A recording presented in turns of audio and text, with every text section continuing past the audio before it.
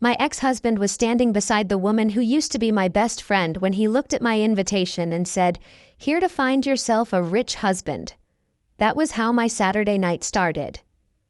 It was 6:42 p.m., and I was standing at the registration table for the Franklin Family House annual gala in downtown Columbus, trying not to think about the fact that my shoes were already pinching. I'd almost worn flats. I should have worn flats. Instead, I had on a navy dress I'd bought on sale 3 weeks earlier and the pearl earrings my mother left me. Nothing flashy, nothing that said I was trying to impress anybody. Apparently Rick had decided otherwise. Melissa stood beside him in a burgundy dress that probably cost more than my first car. Her hand was tucked through his arm like it had always belonged there. Once upon a time that hand had passed me coffee across my kitchen table. Life has a sense of humor, not always a good one. Melissa saw me first. Her smile came on slowly. "Claire." "Melissa." "I didn't realize you were coming tonight." There was nothing openly rude in the words. That was Melissa's specialty. She could insult you and still make it sound like she was asking whether you wanted cream in your coffee. Then Rick turned. For 1 second, neither of us said anything. He looked the same and not the same. 55. More gray at the temples. Expensive tuxedo.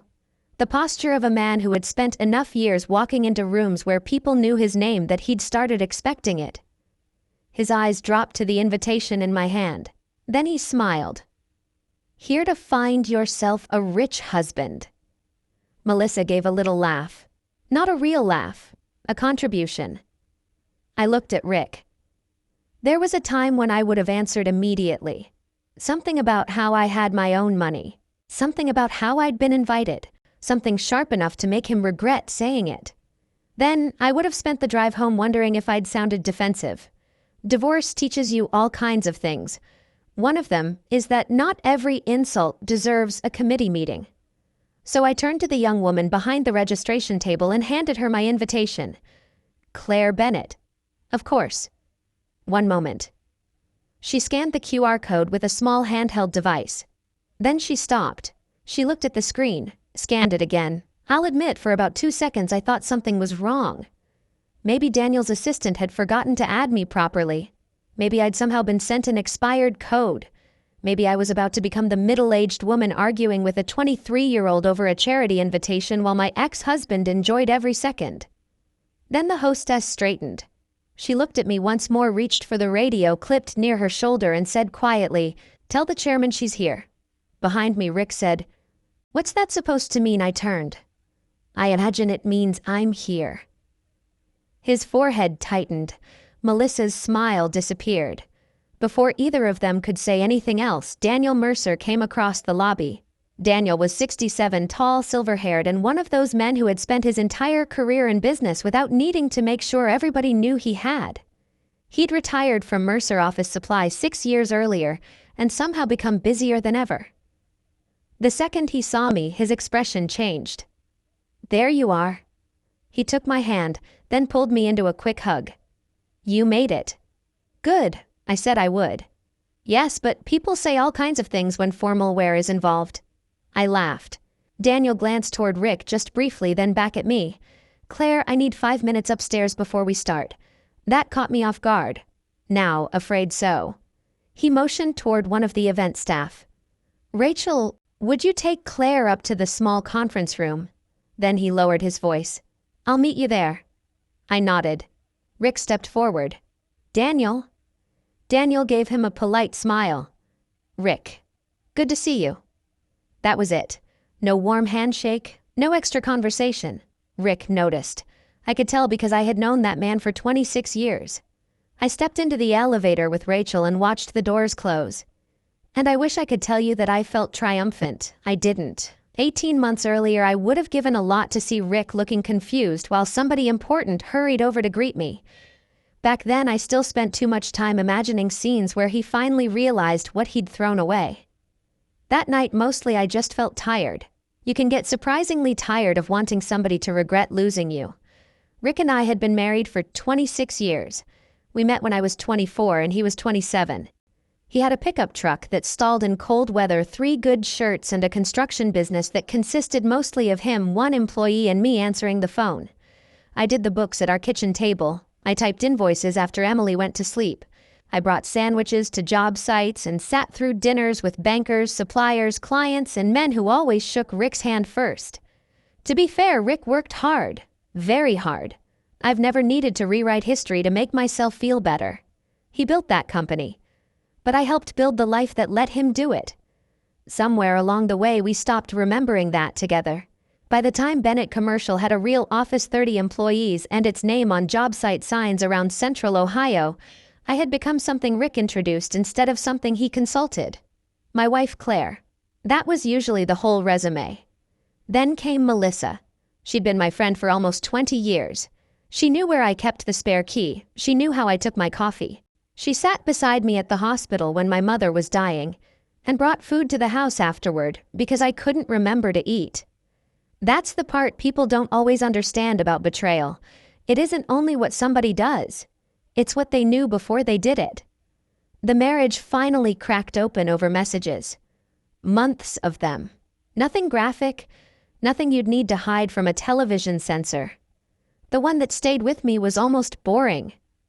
Rick had written, "Claire wouldn't understand." Melissa answered, "She never really understood you." I read that sentence 3 times. Melissa. The woman who had sat in my kitchen until midnight listening to me complain about Rick's snoring, Emily's college applications, my mother's chemo, and whether the dishwasher sounded funny. Apparently, I had misunderstood my entire marriage. Rick insisted nothing physical happened until after we separated. Maybe that was true. I stopped investigating. Once your husband starts explaining which technical category of cheating he fits into, things are not exactly going well. The elevator doors opened. Rachel led me down a quiet hallway to a conference room overlooking part of the ballroom below. Through the glass I could see round tables dressed in white linen, waiters moving between them, donors beginning to take their seats. Daniel came in less than a minute later. He closed the door behind him. His face had changed. No jokes now. I set my purse on the table. "What happened?" He took a breath. "Claire, we have a problem." I immediately thought about the fundraising match. Did somebody back out? No. He pulled out a chair, and unfortunately Rick is involved. Daniel didn't answer right away. He set a printed email on the conference table between us, but before I picked it up, I need to tell you how I got into that room in the first place. Because 18 months earlier, nobody at Franklin Family House knew my name. For that matter, I wasn't always sure I did either. The divorce was fair, which sounds better than it felt. We sold the house. We divided retirement accounts. I got my share of the marital assets and a modest inheritance my mother had left me. I wasn't broke. I also wasn't sitting on some secret fortune. After attorney fees, buying a 2-bedroom condo in Worthington, setting aside retirement money, and sitting through several uncomfortable meetings with a financial advisor, I got the message. I would be okay. But okay and done and working forever at 51 were not the same thing. That realization bothered me more than I expected. I had worked before Emily was born.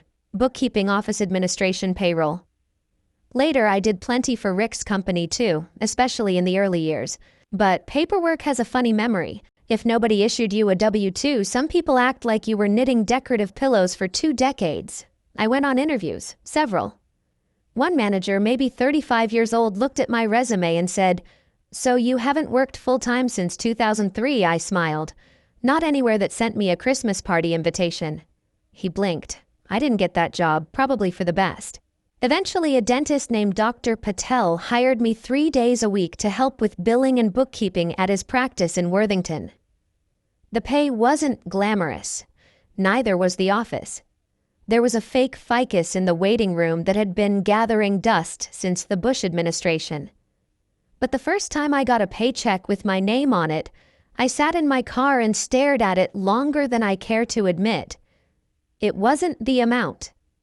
It was mine. The first month was rough. They'd changed half the software I remembered using years ago.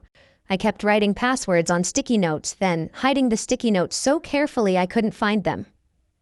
One of the younger assistants finally said, "Claire, you can save those securely." I said I was saving things securely before you were born. She laughed. That helped. Around the same time, I started volunteering one Tuesday a week at Franklin Family House. My sister had spent weeks in Cleveland years earlier when her son was getting cancer treatment. Back then, a similar family housing program had given them a place to sleep, breakfast in the morning rides when they needed them, and most importantly, fewer things to worry about. You never forget what practical kindness looks like when a family is scared. At Franklin, I started small, checking families in, restocking cereal, answering phones, folding towels. Once I spent 15 minutes helping a grandmother from Dayton fight with a commercial washing machine. She slapped the lid and said, "I raised 4 children. I refused to be defeated by a Maytag." I liked her immediately. I liked the place, too. Nobody there knew me as Rick Bennett's wife. Nobody asked what had happened in my marriage. They asked if I could carry a box. I could. That was enough. A few months later, Franklin Family House started serious planning for a $4.8 million expansion. Daniel Mercer chaired the effort. One Tuesday, I was helping sort budget materials when I noticed a vendor estimate that looked odd. I looked again. Then I asked Daniel, "Does this electrical number include work from the previous page?" He frowned. "Why? Because I think they counted part of it twice." He checked, then checked again. They had. Daniel looked at me like I had just pulled a rabbit out of a filing cabinet. "How did you catch that?" I shrugged. 26 years married to a contractor. Eventually drywall becomes part of your personality. That was the beginning. He started asking me to sit in on planning meetings, then capital campaign meetings. At first I kept saying, "Are you sure?" Eventually, he said, "Claire, if I weren't sure, I'd stop inviting you." Fair enough. I knew construction basics. I knew budgets. And whether Rick ever realized it or not, I knew people. For years, I had sat beside him at dinners with bankers, suppliers, retired business owners, hospital board members, and clients. Rick remembered the men who shook his hand. I remembered their wives' names, their kids, which causes they cared about, who hated golf, who collected old cars, and who always ordered decaf after dinner and complained it tasted like punishment. That turned out to matter. When Daniel started looking for donors willing to anchor a matching campaign, I introduced him to 2 retired business owners I had known for years. They agreed to help create a $1 million matching challenge. My own contribution was smaller, $100,000 over 3 years. That was not pocket change for me. I met with my financial advisor twice before I committed. The first time she said, "You know you don't have to prove anything." I said, "I know." The second time I told her, "I'm not proving anything. I want to do it." She nodded. "Then let's make sure you can." That mattered too. I asked Daniel not to put my name on anything. No plaque, no donor wall, no big announcement. He thought I was being too modest. I told him I was being practical. The truth was simpler. I wanted one thing in my life that didn't somehow turn into a conversation about Rick. For almost a year, Franklin Family House became that thing. Then, 3 months before the gala, Bennett Commercial Construction submitted a bid for part of the expansion. The minute I saw the company name, I went straight to Daniel. "I can't be involved in this." He knew what I meant. Agreed. I signed the conflict disclosure. I stopped attending any meeting where Rick's bid was discussed. I didn't see pricing. I didn't review proposals. I didn't ask who was ahead. I stayed out of it completely. That should have been the end of the issue. It wasn't. About 2 weeks before the gala, I ran into Melissa at a coffee shop near High Street. I was waiting for my order when she came up beside me. Well, she said, "Look who's suddenly everywhere." I turned. "Good morning, Melissa." She ordered some complicated drink that required enough instructions to qualify as a renovation permit. Then she said casually, "Rick's feeling very good about the Franklin project." I looked at her. "I wouldn't know." "Oh, right. You're not involved." "I'm not." She smiled. "He knows he's going to win." There was something about the way she said knows. I noticed it. Then I told myself not to. Rick had always been confident, sometimes obnoxiously so. Still, after 26 years, I knew his different versions of confidence. There was the public one. Then there was the one he had when he believed he possessed an advantage nobody else knew about. I had seen that face across negotiation tables for years. For half a second, I wondered what he knew. Then I did something divorce had finally taught me to do. I minded my own business. Not every strange look from an ex-husband requires an investigation. Which brings me back to that conference room. By the time I stood across from Daniel that Saturday night, I wasn't Rick Bennett's abandoned ex-wife sneaking into somebody else's fundraiser. I had spent nearly a year helping build that campaign. Rick simply didn't know it. Daniel tapped the printed email in front of me. I picked it up. At the top was the name of Bennett Commercial's attorney. I read the first paragraph, then the second. By the third, I understood. They were questioning whether my position with the charity had influenced the bidding process. My eyes went back to Daniel. I haven't seen a single bid. I know. I signed the recusal. I know that too. I looked down again. The language was careful. Nobody actually accused me of anything. That made it worse. They were just raising concerns, seeking clarification, protecting the integrity of the process. I had lived with Rick long enough to recognize insurance when I saw it. If he won, he could forget the email ever existed. If he lost, he already had a story. His bitter ex-wife had interfered. I put the page down. So that's what this is. Daniel leaned back. I'm afraid so. For the first time that evening, Rick's joke at registration stopped mattering. This was different. That insult had been cheap. This could damage something I actually cared about. I read the email one more time. Rick's lawyer had done a beautiful job of accusing me without actually accusing me. There was no sentence Daniel could point to and say, "There, that's a lie." Instead, there were questions. Had the charity taken appropriate steps to ensure impartiality? Had individuals with personal relationships to bidders been excluded from discussions? Could the organization confirm that no confidential information had been shared? I put the paper down. He's setting this up in case he loses. That's my concern, Daniel said. If Bennett gets the contract, nobody mentions this again. If he doesn't, Rick gets to tell people his ex-wife was behind it. Daniel nodded. I pushed my chair back. Then maybe I shouldn't be downstairs tonight. His expression hardened. Why? Because you have 400 people here, Daniel. Donors, board members, contractors. Half of Columbus seems to know the other half. If this starts going around, you followed every conflict rule we have. I know what I did. Then what are you worried about? What people think I did. He was quiet for a second. Then he said, Claire, I'm not asking you to disappear because somebody else finds your existence inconvenient. That shut me up. Not because it was profound, because it was embarrassingly familiar. For years, whenever Rick was uncomfortable, I adjusted, changed the subject, smoothed things over, skipped something, explained something, made myself slightly less visible so the evening would go better. Apparently, some habits survive the marriage. Daniel stood. Stay, eat dinner. Let us handle the bid. I picked up my purse. You make it sound easy. No, I make it sound like my problem. I gave him a look. He opened the door. Tonight your problem is the chicken. That bad I've been to the tasting. That got a laugh out of me. By the time I returned downstairs, cocktail hour was ending. I had made it about 20 feet toward the ballroom when Rick stepped into my path. What were you doing upstairs? No hello this time. Talking to Daniel. About what charity business? About my bid? No. He studied my face. That used to bother me the way he looked at me when he thought I was hiding something. Now it mostly annoyed me. I'm serious, Claire. So am I. Melissa appeared beside him holding a glass of white wine. She looked from Rick to me. Everything okay? Fine, I said.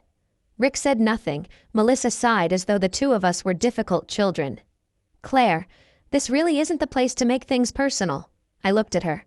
Melissa, I was checking in.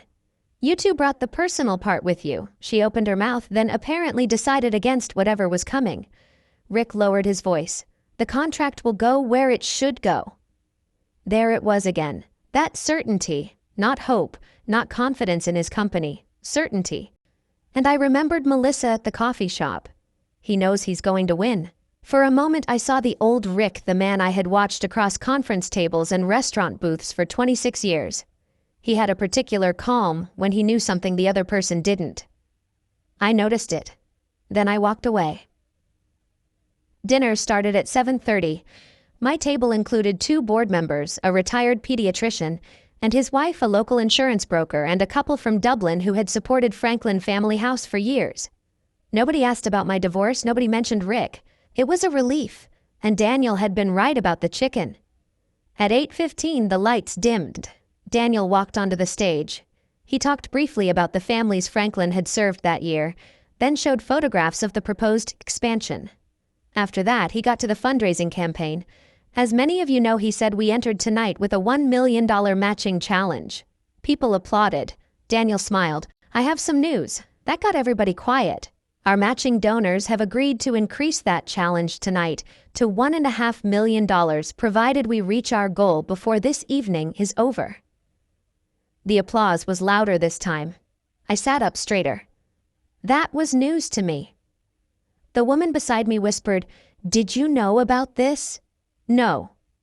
Daniel continued, "And there's somebody in this room who deserves a great deal of credit for bringing those donors to this table." "Oh, no!" I stared at him. Daniel looked directly toward my table. We had discussed this. More accurately, I had discussed it and Daniel had complained. Across the ballroom, I saw Rick turn in his chair to follow Daniel's gaze. Melissa leaned toward him. Daniel opened his mouth. Then Franklin's executive director Susan appeared at the edge of the stage. She wasn't walking, she was moving with purpose. Daniel noticed her. Susan said something quietly when he leaned down. His smile vanished. He put the microphone back on its stand. "Excuse me for just a moment." Conversation immediately started around the room. Susan came straight toward my table. "Claire, could you come with us?" My stomach dropped. I followed her and Daniel through a service door beside the ballroom. Daniel held up his phone. One of our major donors just received this. It was an email. Attached were screenshots from internal Franklin correspondence. My name appeared several times. At first glance, they looked terrible. One message showed me discussing expansion costs. Another showed me asking about contractor qualifications. Then there was a later email mentioning Bennett Commercial. Whoever had assembled them had removed dates, replies, and surrounding messages. It looked as though I had been involved throughout the bidding process. I hadn't. These are from before I recused myself. "I know," Susan said. "And that one isn't even about Rick's bid. It's about the preliminary budget. We know. Does the donor know?" Daniel gave me a look that answered the question. "Who sent it? We're checking. To how many people? We don't know yet." That was the part that scared me. Not because I had done anything wrong. Because I suddenly understood how easy it would be to make it look as though I had. My anonymous involvement in the campaign, which had felt private and clean, could now be made to sound secretive. Secret donor, ex-wife, construction project, ex-husband's company competing for the work. Put those facts in the wrong order, and you could tell a very different story. About 10 minutes later, Susan returned with more information. The email hadn't gone to the whole ballroom. One donor had received it. He showed it to the board member beside him. That man asked another person whether he knew anything about it. And from there, the rumor did what rumors do when you put 400 people in formal clothes and give them wine. It traveled. Susan said, "We're trying to contain it." I almost laughed at the word. You can contain water. You can contain a dog, a rumor at a charity gala. Good luck. Daniel asked his staff to pull the original email chain and determine who outside the board had received it. I stood near the service entrance while they worked. Then I looked through the open doorway into the ballroom. Rick was talking to a man at his table. Melissa sat beside him. Her phone was in her hand. I don't know why I kept looking at her. Maybe 20 years of friendship teaches you things too. Melissa glanced toward the doorway. She saw me. For 1 second, we just looked at each other. Then she turned her phone face down on the table. And suddenly, Rick wasn't the only person I was wondering about. My first thought was Rick. My second was Melissa. And I hated that I couldn't tell which possibility bothered me more. Rick had the obvious motive. If he could make people question my role before the contract was awarded, he'd have an explanation ready if Bennett Commercial lost. But Melissa knew me. She knew exactly which accusation would get under my skin. I started toward their table. Daniel caught my arm lightly. "Where are you going?" to ask Melissa a question. No, Daniel, we don't accuse anybody until we know. I wasn't planning to accuse her. He raised one eyebrow. Claire. All right. I was planning to strongly inquire. Wait 10 minutes. I hated that advice, mostly because it was good advice. I turned around and went to the women's restroom instead. There was nobody inside except me and a ridiculous arrangement of white roses beside the sinks. I stood there looking at myself in the mirror. For the first time that night, I seriously considered leaving. Not dramatically. I wasn't going to storm out or throw my invitation at anybody. I just wanted my coat, my car, and my quiet little condo in Worthington. Maybe getting involved with Franklin had been a mistake.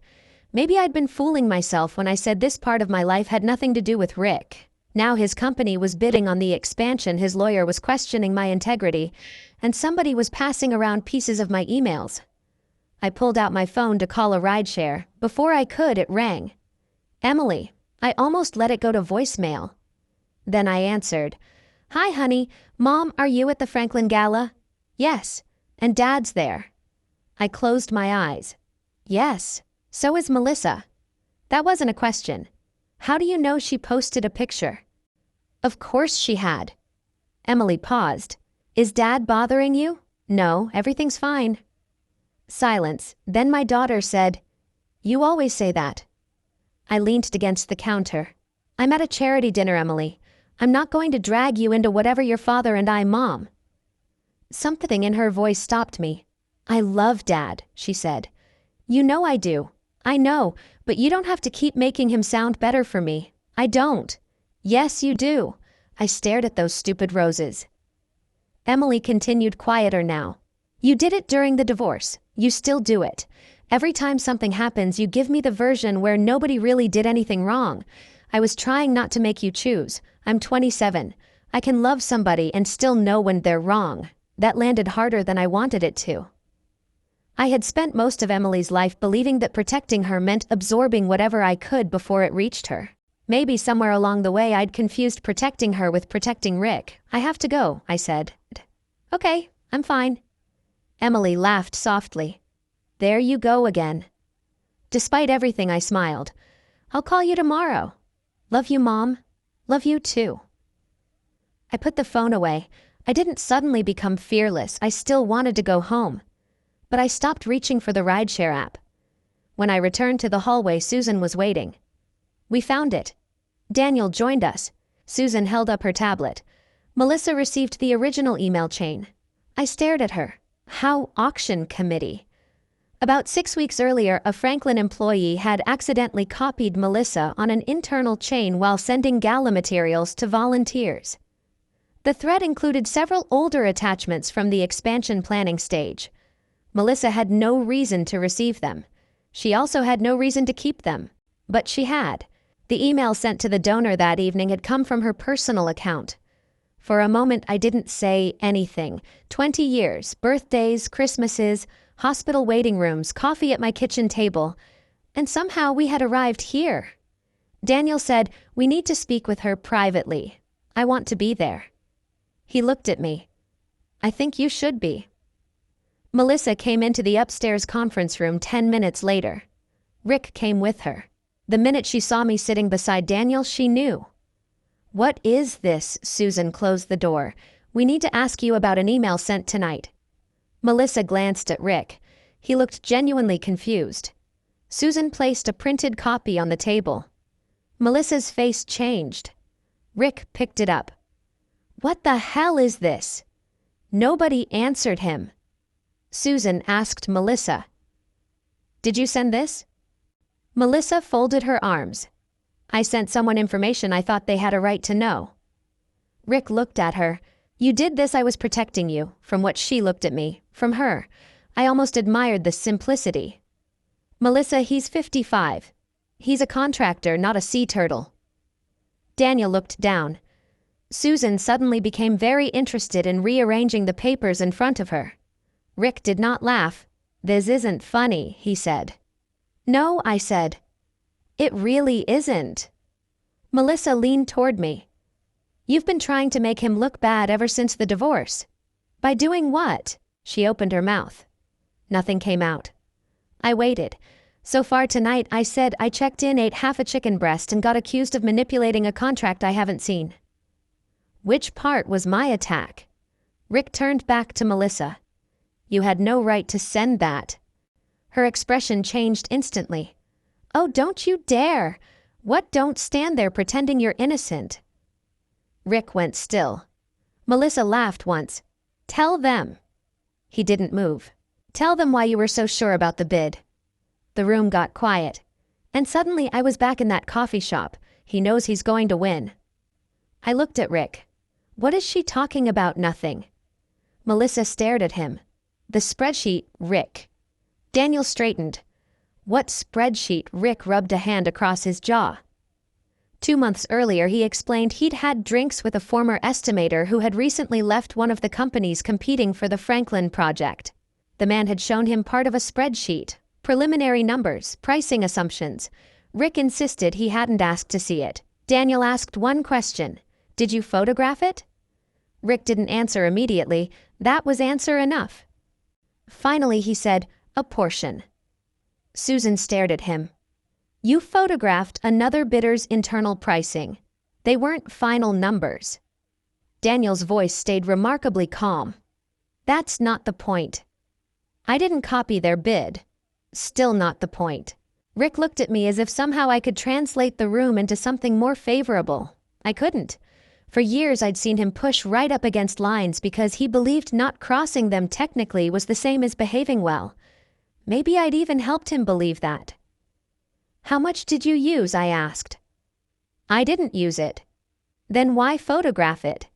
He had no answer for that either. Melissa sat back in her chair.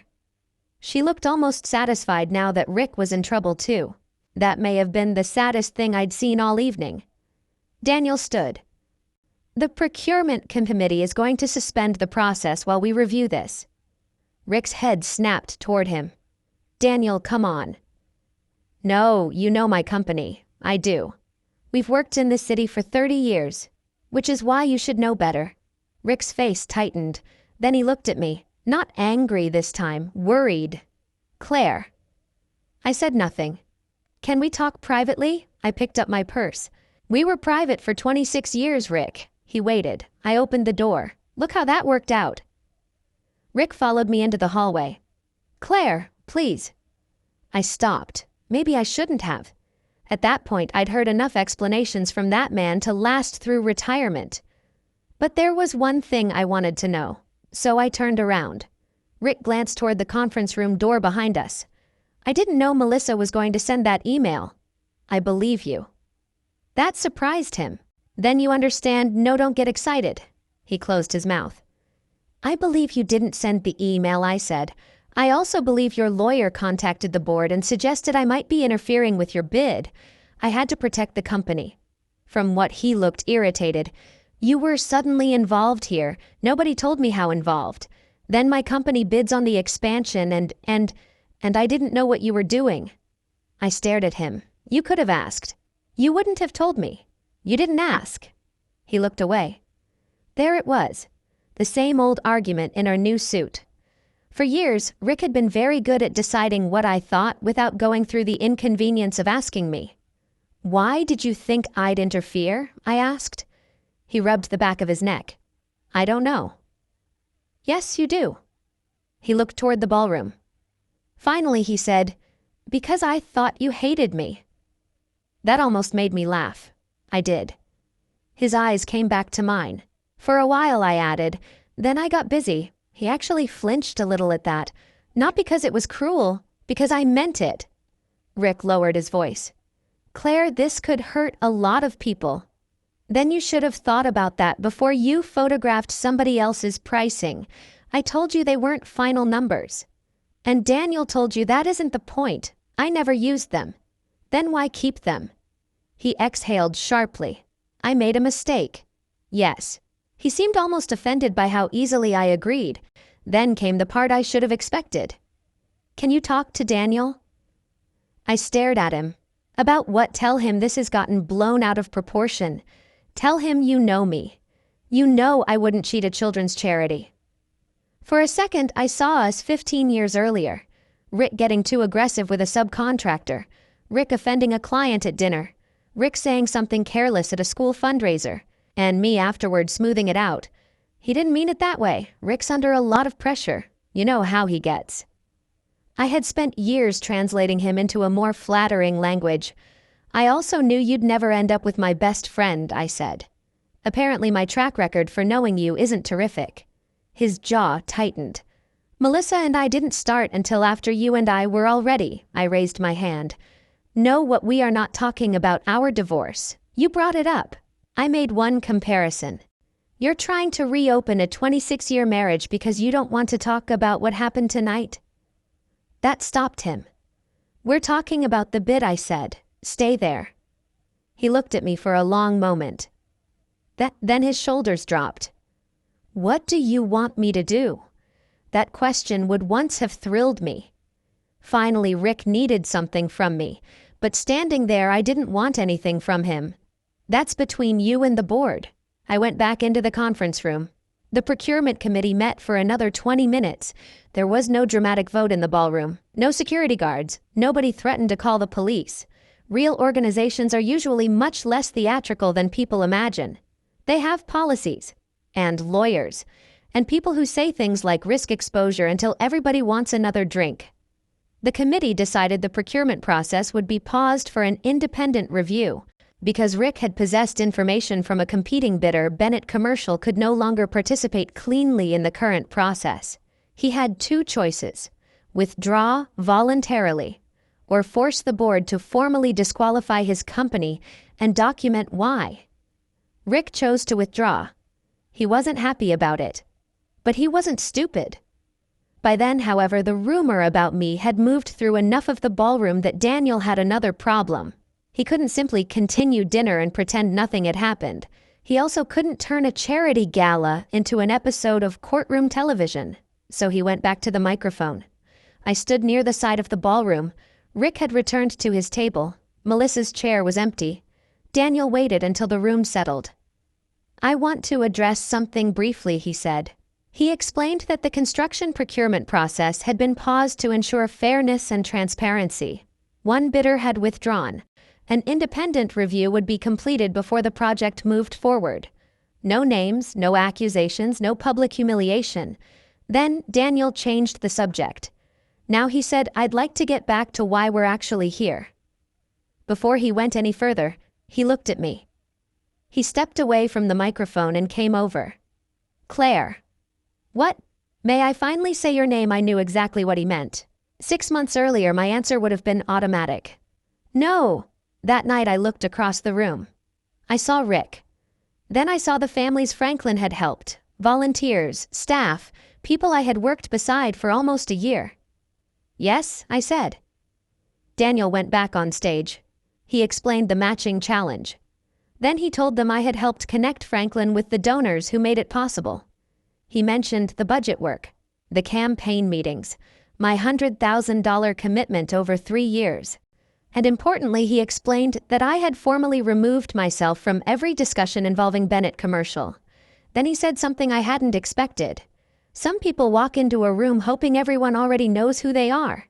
Claire spent the better part of a year asking us not to tell anybody. People laughed softly, then they applauded. Nobody jumped onto a chair. There was no movie-style standing ovation. Most people simply clapped. But near the back, a woman named Denise stood up. Her 8-year-old son had spent 11 weeks in treatment that spring. I'd checked Denise into Franklin on a Tuesday afternoon when she hadn't slept properly in 3 days. Then an older man named Walter stood. His granddaughter had stayed with us. A few volunteers followed. That was the moment that got me. Not the donors, not Rick, them. I looked across the ballroom once more. Rick was watching me, and I could see the exact second he understood what had happened downstairs. I hadn't come to that gala looking for access to wealthy people. I was one of the people who had helped bring them there. Later, near the registration desk, Rick found me again. For once, he didn't look angry. I didn't know he said. I picked up my coat. That was always part of our problem, Rick. You stopped asking. He glanced back toward the ballroom. Mercer really was waiting for you. I smiled a little. Apparently. Then I left. No champagne thrown in anyone's face. No mysterious millionaire waiting outside to fall in love with me, just my car on the 4th level of the parking garage. I got inside and took off those ridiculous shoes. I put them on the passenger side floor and sat there. For almost 10 minutes I didn't start the engine. I'd imagined moments like this after the divorce. Rick finally seeing me differently, Rick realizing what he had lost. I thought it would feel like winning. It didn't. Mostly I felt tired. Then slowly something else, lighter, because he had finally seen me, and somehow that mattered much less than it used to. The next morning at 8:17 I was drinking coffee when my phone buzzed. Melissa. One sentence. You won. Are you happy now? I typed 3 different answers. Deleted all 3. Then I put the phone face down, because for the first time I understood what Melissa still didn't. There had never been a contest. The review took 4 weeks. That probably tells you more about real life than anything else in this story. Big emotional moments happen on Saturday nights. Actual consequences arrive on Tuesdays in emails with attachments. Franklin Family House hired an outside attorney to review the bidding process. She went through meeting minutes, emails, access records, conflict disclosures, and enough paperwork to make everybody regret ever inventing committees. My part was straightforward. I had disclosed my relationship to Bennett Commercial the moment Rick's company entered the process. I had signed the recusal. I hadn't attended bid meetings. I hadn't reviewed pricing. I hadn't communicated with any of the competing contractors. In other words, I had done exactly what I said I'd done. Melissa's part was equally clear. She had received material she wasn't supposed to receive, kept it, then selected pieces of old correspondence, and sent them without the context that showed when and why I had been involved. Franklin removed her from all volunteer work. No lawsuit, no police, no dramatic scene where someone escorted her out of a building. They simply told her they no longer trusted her with confidential information. Sometimes that sentence does more damage than shouting ever could. Rick's situation was more complicated. The review couldn't establish that Bennett Commercial had directly copied another company's bid. Rick kept insisting the numbers he photographed were preliminary, and technically he was right. But the review confirmed he had possessed information from a competitor and failed to disclose it. Bennett Commercial was removed from consideration for the Franklin project. That was the consequence. Not bankruptcy, not ruin. The company kept operating. His employees kept their jobs, which mattered to me. Some of those people had worked there 15 or 20 years. They had mortgages and kids and aging parents. They didn't deserve to lose anything because Rick had convinced himself a line didn't count until both feet crossed it. But Columbus business circles aren't as large as people think. Word got around. Not every detail. Enough. A couple of non-profit board members became less eager to recommend Bennett Commercial. One developer apparently asked Rick some uncomfortable questions. His company survived. His reputation got a dent. I could live with that. As for Rick and Melissa, I heard through mutual friends that things between them became difficult after the gala. Rick blamed her for sending the email. Melissa blamed him for backing away from her the second it became embarrassing. I didn't ask for updates. That surprised some people. One old friend called and said, "Don't you want to know what's happening?" Not particularly. "Oh, come on, why?" She went quiet. I said, "If they're miserable together, they don't need my supervision." She laughed so hard she had to put the phone down.